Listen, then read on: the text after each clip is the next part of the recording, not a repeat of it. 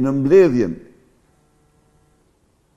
e kryesisë Partisë Demokratike u vendos të drejtohemi qytetarëve për fillimin e protestave me datën 22 dhjetor, ku të bashkohen shqiptarë të gjitha bindjeve, por që guxojnë të shprehin zërin e tyre kundër vjedhjes së parave dhe pasurive të takspaguesve shqiptar, qytetarëve shqiptar. Partia Demokratike ju bën thirrje ju demokratë radh parë, por dhe çdo qytetari që e konsiderohet votën e lirë si zemrekun e demokracisë, të nisim me 20 betejën tonë, e cila do të nërpritet vetëm me rrëzimin e këtij pushteti, krimin e qeverisë teknike dhe votimin e lirë të shqiptarëve, në të cilat në mënyrën më absolute Partia Demokratike do fitojë zgjedhjet, si ka fituar kurrë zgjedhjet e Edi Rama.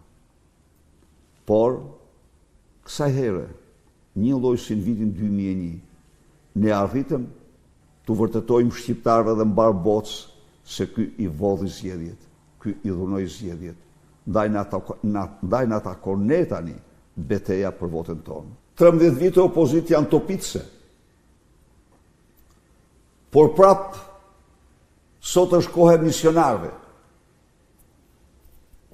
E atyre që janë të vendosur të sakrifikojnë për idealet e tyre.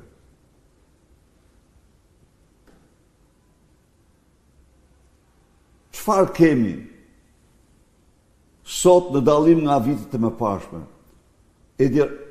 Zgjedhjet e vitit 2025 nuk janë zgjedhjet e para që i merr Edi Rama si farz. Jo. Ai ka marrë të gjitha zgjedhjet më pashme nga 2017 gjerë sot, po me farsë elektorale.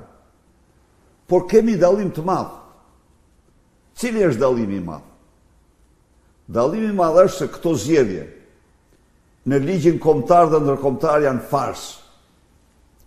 Edi Rama bëri përpjekjet më të jashtëzakonshme që të ndryshonte raportin e vëzhguesve ndërkombëtar dhe dështoi plotësisht. Tani Europa, bota pret nga ne t'i dalim zot votës sonë. Të gjitha format e protestave do përdoren dhe duhet përdoren. Nuk ka një përçarje, dhe garantoj. Po, pas zgjedhjeve të Partisë Demokratike pati të quajtur demokratë që han turpin në bukë dhe vrapun e u punësuan në administratën e krimit.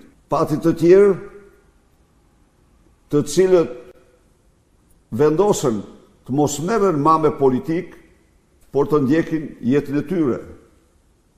Pati të tjerë të cilët flirtojnë me qeverinë për kontratat që kanë. Po unë do të them ju që absolutisht kjo parti ka dhe do ketë vetëm një qëllim. Idealin tuaj të lirisë, rikthim në votës lirë dhe fitoren e Partisë Demokratike, kjo parti s'mund të qëndrojë, edhe nuk do të qëndrojë për kontratat e asnjëriu.